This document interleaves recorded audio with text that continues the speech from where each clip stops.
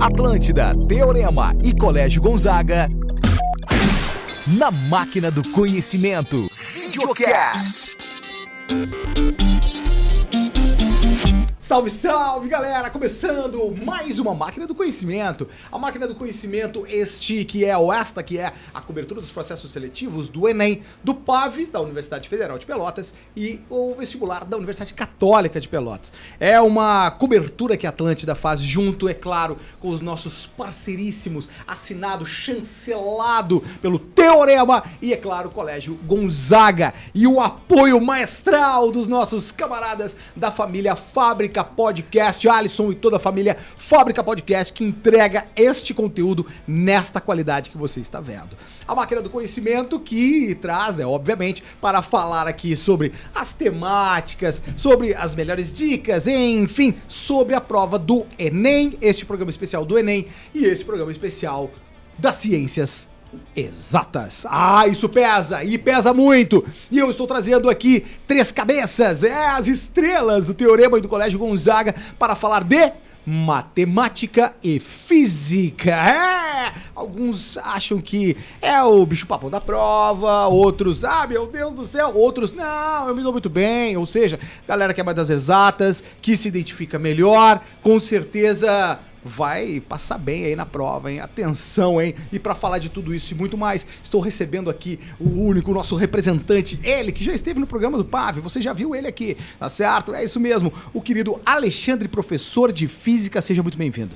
Olá, todo mundo, pessoal de casa, pessoal aqui. Hoje, falar um pouquinho sobre o Enem, fazer as diferenças do PAV, o que a gente pode esperar pra gente ter uma boa prova no domingo. Sensacional. E estou recebendo duas grandes cabeças da matemática do Teorema Colégio Gonzaga aqui. Vamos começar pela estreante. Ela tá nervosa, mas ela vai conseguir falar com a gente, tá certo? Ela que é professora de matemática. Luzia, seja muito bem-vinda. Muito obrigada. Oi, todo mundo. Bom dia, ou boa tarde, ou boa noite, boa, não sei, sensacional. Né? E estamos aí para conversar um pouquinho, então, sobre a matemática e ver que não é um bicho de 7 cabeças e é tudo certo. Atenção, a Luzia falando é chancela, tá certo? E pra botar a pedra fundamental em cima, ele que já esteve também no programa do PAV. Atenção, hein? Estamos recebendo aqui o cara que passa cartão, o querido Rafa, ele mesmo, da matemática. Seja muito bem-vindo, brother. Boa noite, bom dia, boa tarde. Mais uma vez sendo recebido nessa mesa maravilhosa por ti, Marcinho, com essas pessoas incríveis que vão dar as melhores dicas. Então, eu sou o Prof. Rafa, vamos dar as melhores dicas de matemática hoje para vocês tirarem aquele notão no Enem. Sensacional, para tirar o notão do Enem. Essa galera mais pragmática, mais direta ao assunto, ok? E é assim que a gente vai nesta máquina do conhecimento com as exatas. Vamos passar a limpo um pouco da prova do Enem, falar um pouco do papel, do campo, né, da matemática e da física ao longo do tempo da prova do Enem, pra gente ter essa percepção. É importante que a gente tenha essa noção, essa percepção. Eu vou começar com ela, que é estreante, tá certo? Exatamente. Vou começar com ela, Luzia. Vamos falar um pouco assim, da tua experiência com a prova do Enem, da tua experiência com processos seletivos de uma forma geral, olhando um pouco pro passado, as transformações que o Enem já sofreu. Daqui a pouco, o que a gente pode esperar da matemática na prova ao longo do tempo? Então, na verdade, o Enem ele veio para a gente pensar em fazer uma prova de uma forma diferente, né? Porque o que a gente vê antigamente eram provas mais tradicionais. A gente tem um exemplo disso que é a URGS, né? Ela tem 15 questões de matemática que elas são extremamente objetivas e complexas. O aluno que souber bem a teoria matemática, ele vai acertar aquela questão. Conteudista. Já o Enem, ele vem de uma forma diferente. Ele vem que a pessoa tenha uma lógica em cima daquilo. Claro, ele vai ter que ter o conteúdo matemático, só que ele vai poder desenvolver outras formas mais práticas, mais interpretativas daquela questão, né? Sim. Outra coisa que acaba se tornando bem diferente no Enem é a pontuação, que é o TRI, certo? Porque questões mais simples, elas acabam valendo mais pontos. Olha aí, hein? E, por exemplo, questões que os alunos até acabam tendo mais medo, são mais complexas, por exemplo, o logaritmo, ela acaba valendo menos pontos, né? Normalmente é isso que acontece. Então, o que o aluno, de fato, tem que focar? Tem que focar nas questões mais simples e mais práticas que ela usa mais no cotidiano e no dia a dia. Atenção, prova contextualizada. Você pensou que a matemática não fosse contextualizada? Sim. Ela é sempre contextualizada. Rafa, ela sempre vem contextualizada, certo? Mas ela exige também que o aluno saiba o conteúdo, né? Sabe, tem que saber o conteúdo. Então, qual que é a ideia, Marcinho? É a gente pensar numa matemática desconstruída, fazer o caminho inverso. Boa. Por exemplo, tu vai fazer uma reforma na tua casa. Então, tu vai ter lá que avaliar a área do piso, tu tu vai ter que avaliar qual que é o tamanho do porcelanato que tu vai colocar, quanto de tinta que tu precisa para pintar uma parede. Então tu vai ter que ter conhecimento de geometria, ter conhecimento de custos. Então é aquela matemática que vai fazer o caminho inverso. Então ao invés de tu focar no conhecimento, tu vai ver no problema aplicado aquilo. E a prova, como a Luzia disse, é feita pelo TRI. Como é que o TRI funciona? Que é a teoria da resposta ao item. Então nós temos habilidades e competências. A competência é a grande área. Temos 7 competências. E as habilidades, então, cada competência vai ter uma divisão ali. Quanto mais elaborado a resposta, por exemplo, uma questão que peça para tu avaliar uma intervenção no dia a dia, vai ser uma questão elaborada, porque você vai ter que fazer o cálculo e você vai ter que avaliar aquela tua resposta, pensar sobre aquilo. Então, uma questão que provavelmente vai ter uma pontuação mais baixa. Olha aí, hein? Então, uma questão que é só para tu avaliar quantos zeros e que se é bilhão, se é milhão, é uma questão simples. Então, uma habilidade simples que o aluno não tem que pensar muito e ele vai ter uma pontuação mais alta. Olha aí. Então, é assim que a prova se dá. Então, diferente de uma prova tradicional, que todas as questões têm o mesmo peso, o Enem, cada uma delas vai ter um peso diferente. E aí vocês vão ter que treinar bastante isso através das provas anteriores, através de percepção individual, para saber quais questões que vocês priorizam e quais que vocês deixam para depois. Porque é muito difícil tu querer fazer todas as 45 questões pela teoria tradicional. Sim. Não, é aquele tipo de coisa, né, cara? Tu tem que saber, obviamente, o conteúdo, né? E ainda, além de tudo isso, a prova é uma prova técnica.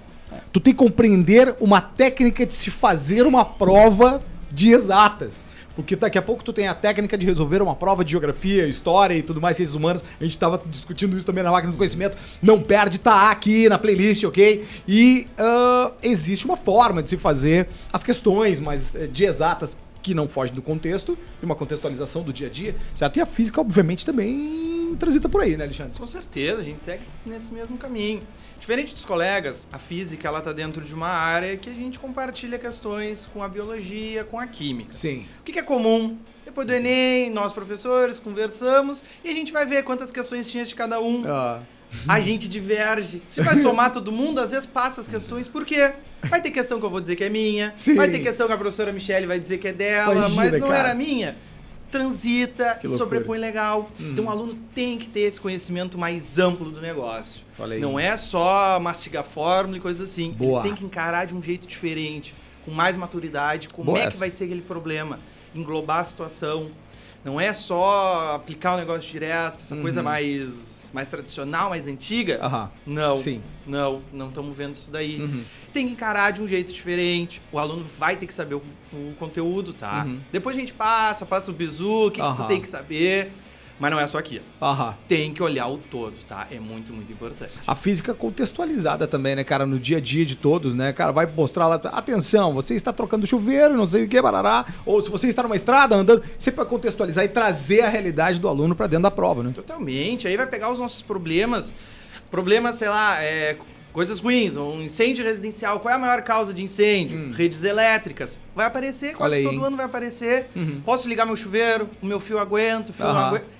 É o todo. Sim. Não é só aquele conhecimento bruto. Sim. É importante o aluno pegar a ideia geral. Mas atenção, porque isso é um engana bobo, hein? Porque, então beleza, se é de saber trocar o chuveiro, eu não preciso estudar, não, só um pouquinho. Né? Tu tem que saber o conteúdo pra associar com os conhecimentos do cotidiano. Porque daqui a pouco, assim, o cara vai saber toda a teoria, sabe o conteúdo, daqui a pouco chega na hora da prova, não consegue associar uma coisa, contextualizar uma coisa com a outra, e daqui a pouco se perde. Mas eu sabia fazer com a aplicação da fórmula.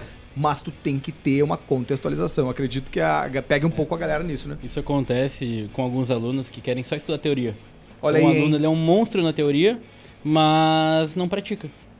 Sim. E aí tem outro caminho, que é o aluno que só pratica e não estuda teoria. Sim. Então sempre fica aquela lacuna. Então é importante que o aluno faça as duas situações. Dos dois caminhos. A gente sempre encontra, seguindo o que o Rafa falou, aquele aluno que olha o problema, vê 10 números e te pergunta por que eu só usei 2, 3.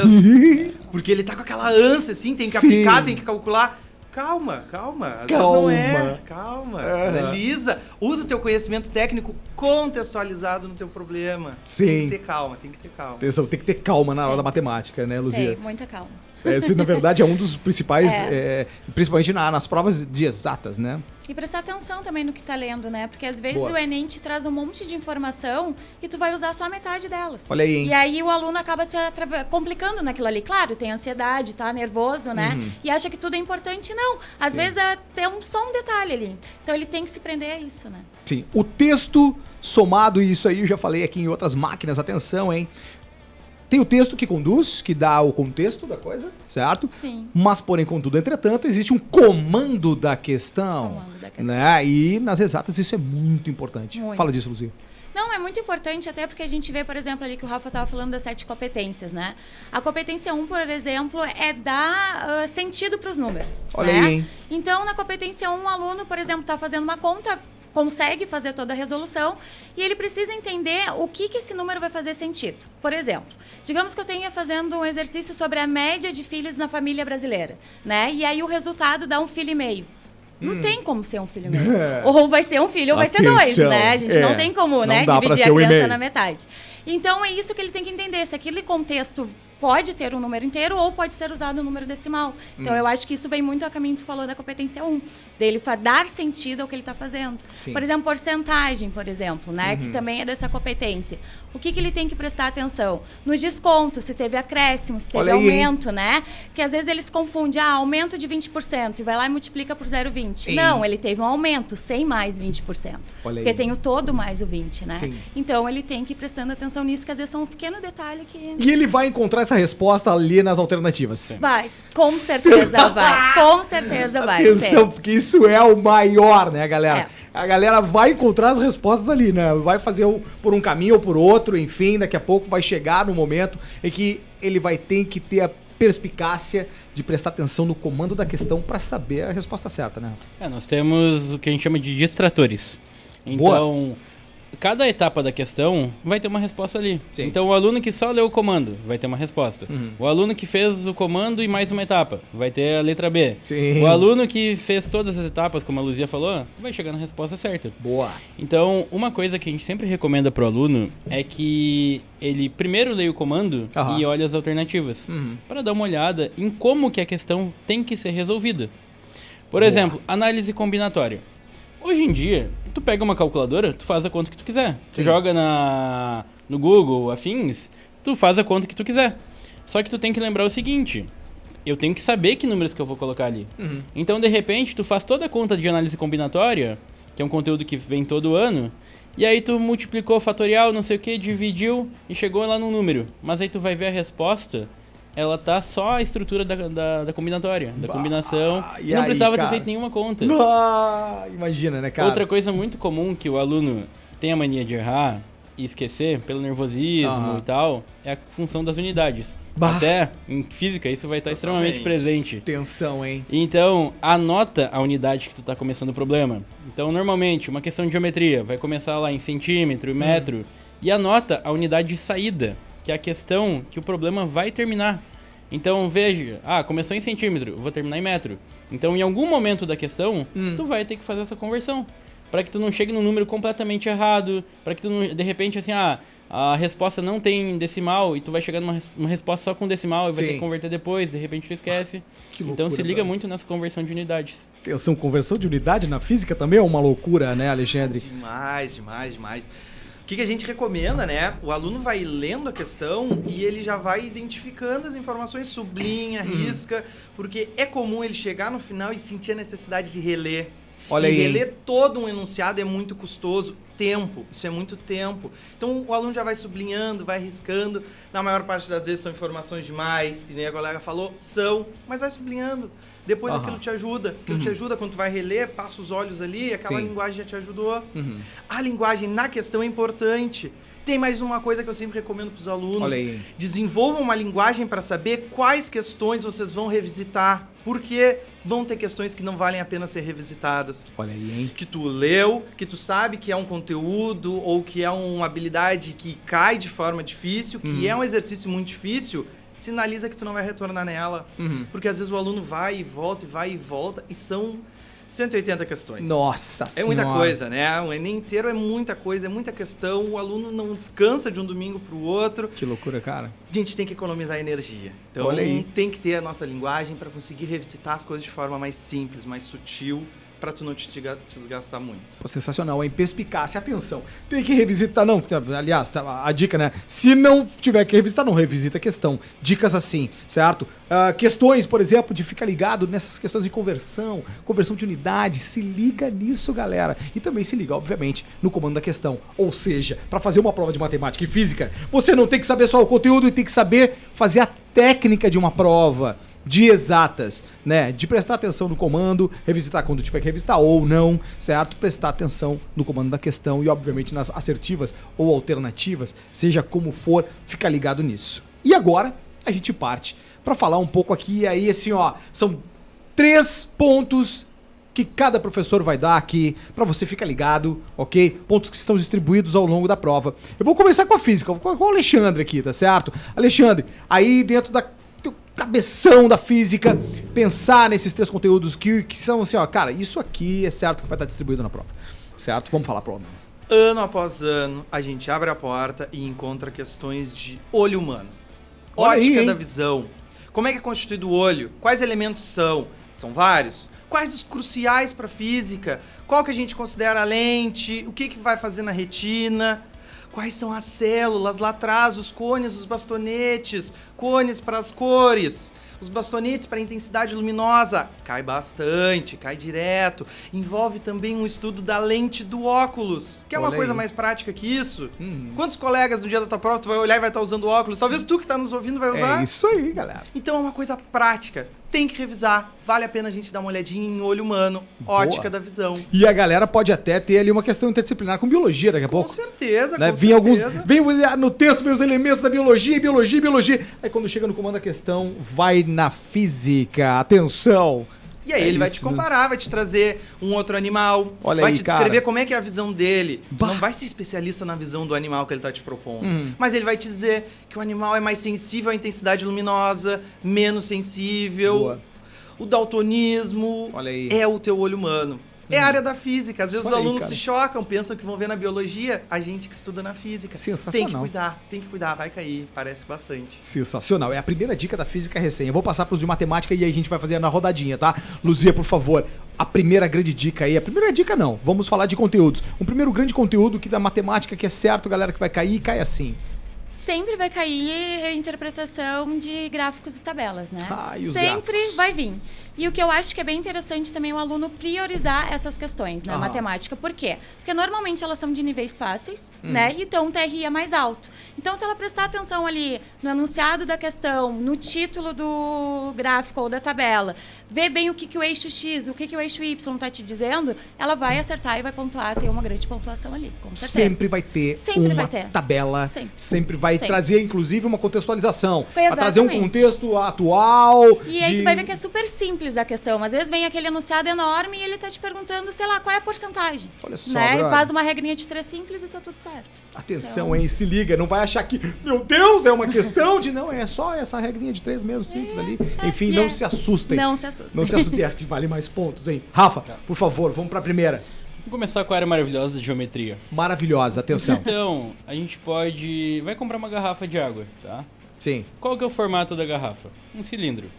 Então, o cilindro é uma das formas que com certeza vai estar na prova. Olha aí, hein? Então, nós temos que saber a área da base, que é uma circunferência. Temos que saber que para calcular o volume de um cilindro, tu multiplica a área da base pela altura. E aí tu vai pensar assim, qual que é a quantidade que eu preciso de material para fazer aquela garrafa? Eu preciso calcular a área superficial do cilindro. Olha aí, cara. Então, são 3 coisas importantes. A área e volume dos sólidos. Então, cilindro, cone, paralelepípedo, prisma, que são coisas que a gente vê toda hora. Então, essa sala aqui é um paralelepípedo. Aham. Para pintar as paredes, eu preciso saber a área do paralelepípedo. Olha aí, hein? Outra coisa que cai muito é a parte de geometria plana.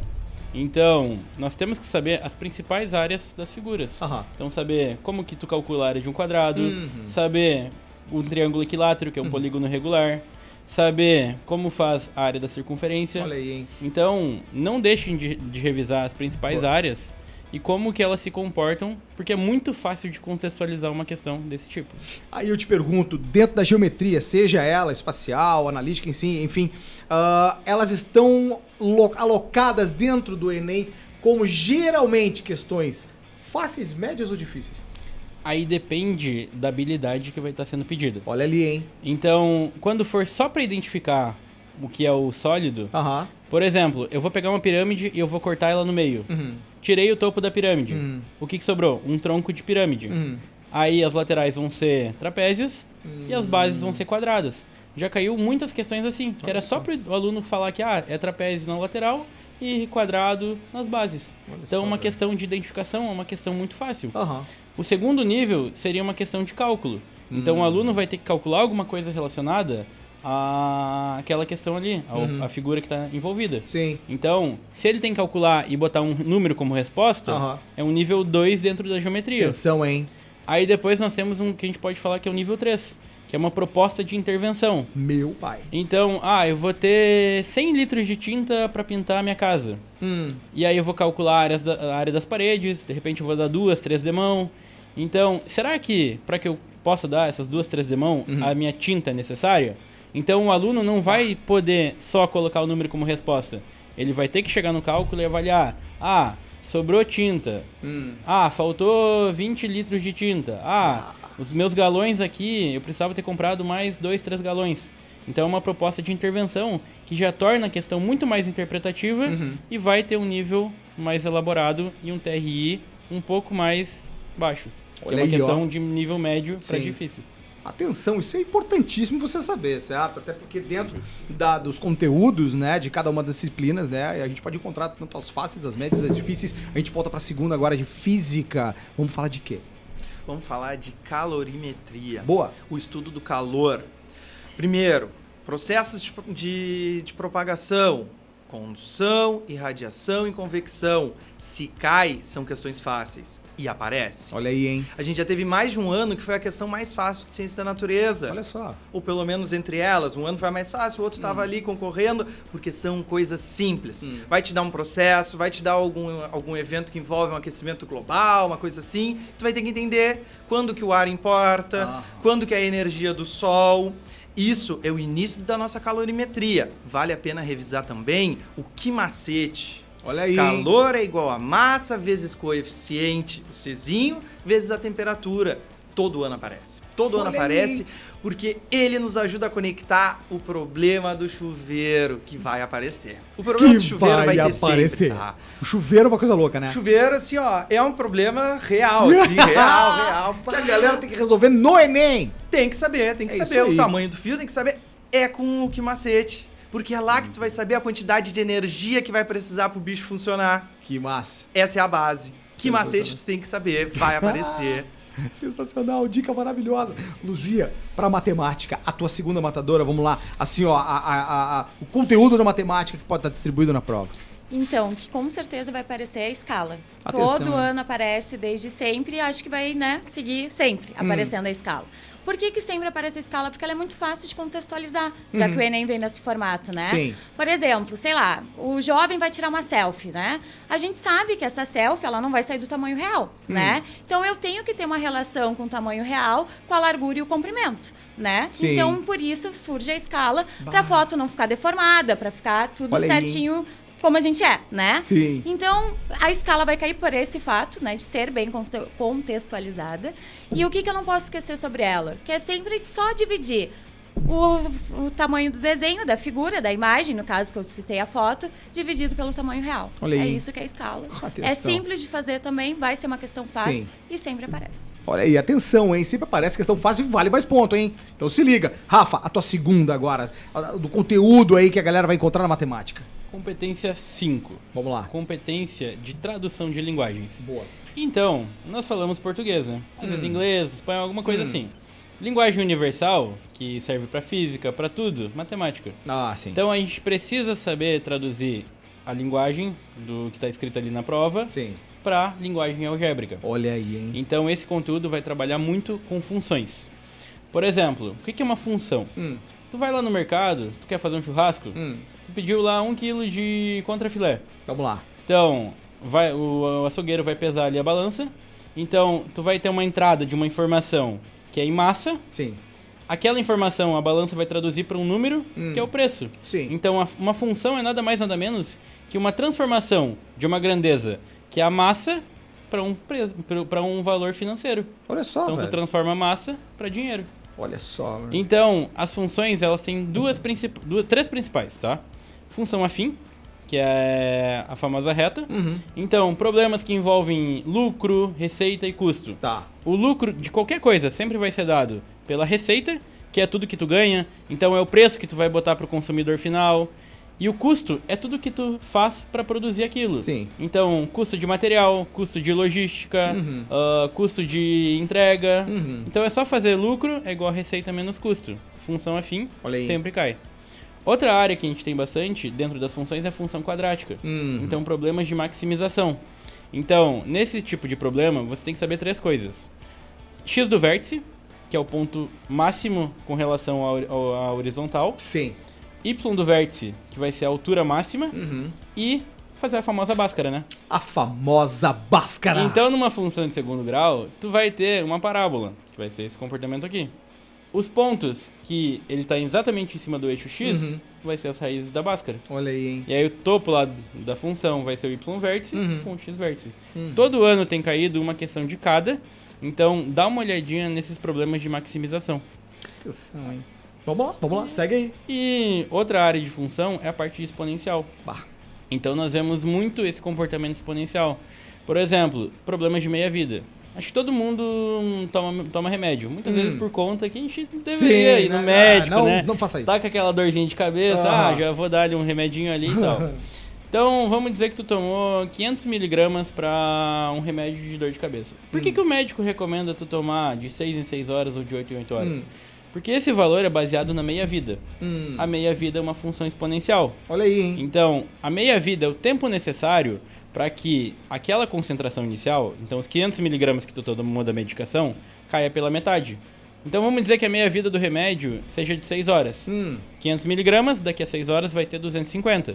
Passou outras 6 horas, vai ter 125. Passou outras 6 horas, vai ter metade de novo. Sim. Então segue sendo metade. Olha aí, hein? Então eu vou dar a concentração inicial, vou dar o tempo da meia-vida e eu quero saber, daqui a 2 dias, qual a concentração no corpo do indivíduo, daquele medicamento. Olha aí, hein? Então é uma função exponencial de base 1/2. Então se ligue nesses problemas que é só ir dividindo por 2. Tu nem precisa saber matemática para resolver. Atenção, hein? É só dividir por 2, tá?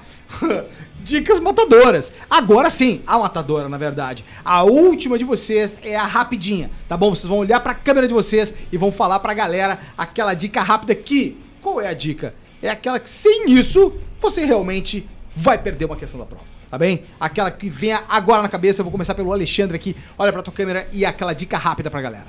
Tu tem que saber circuito elétrico. Tu tem que saber primeira lei de Ohm. URI, tensão, resistência e corrente. Tu tem que saber. Não existe um Enem sem essa equação. Aparece mais de uma vez.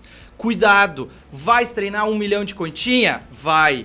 Treina teoria também. Queimou uma lâmpada. O que acontece? Nem sempre é tão intuitivo que vai queimar as próximas, não vai acender. Cuida. Ele vai te perguntar do brilho. As outras vão brilhar mais? Menos? Circuito elétrico. Vale a pena e tu consegue revisar bacana até o dia da prova, tá? Consegue revisar tranquilamente. Sensacional. Agora vamos lá, Luzia. Olha pra tua câmera, aquela dica rápida pra galera. Assim, ó, isso aqui, galera, vai cair. Então, vai cair medida de tendência central, né? Que a gente tem a média, moda e mediana. Boa. Ou a média, simples. Somo todos os elementos que eu tenho e divido pela quantidade de elementos que eu tô somando. Tranquilo de fazer. A moda é o valor que mais se repete. Às vezes ele vem meio rebuscado ali, meio interpretativo, mas é isso. É o valor que mais se repete. E a mediana, sempre esquecer de colocar ou em ordem crescente ou em ordem decrescente, vai ser o elemento central. Então, com certeza, vai vir algum desses. Normalmente até um de cada. Até um de cada. Atenção. Rafa, a matadora agora lá na tua câmera pra a gente fechar com chave de ouro. Probabilidade é a ideia de tu dividir algo que tu quer pelo total da situação. Então, todo mundo usa previsão do tempo. Previsão do tempo hoje de chover é de 20%. Por que isso acontece? Tu divide uma região em 1000 pontos E em 1000 daqueles pontos, em 20% daqueles pontos está chovendo. Os demais não está chovendo. E lembrar muito do evento complementar. Então tu vai ter um evento principal e um evento que é o oposto do principal. Chover e não chover, ir na aula e não ir na aula, Boa. gravar o podcast e não gravar o podcast. Atenção. A soma do evento principal com o evento complementar sempre tem que dar 100%. Então o Enem trabalha muito com essa função de ele te dar a probabilidade de chover e pedir a probabilidade de não chover. Então, sabendo isso, tu já mata boa parte das questões de probabilidade. Sensacional! E estamos encerrando este programa especial aqui da Máquina do Conhecimento com estas cabeças iluminadas da matemática e da física. Essa Máquina do Conhecimento especial das ciências exatas e, é claro, assinado, chancelado pelos nossos queridos do Teorema e do Colégio Gonzaga, com o apoio da galera da Fábrica Podcast. É para entregar para você a melhor qualidade aqui na Máquina do Conhecimento, que esse ano sobe de patamar, vem para videocast, está aqui no nosso YouTube com o Atlântida Fora do Ar. É sensacional isso. Eu vou ficando por aqui com a Máquina do Conhecimento e até um próximo programa. Tchau! Atlântida, Teorema e Colégio Gonzaga na Máquina do Conhecimento. Videocast.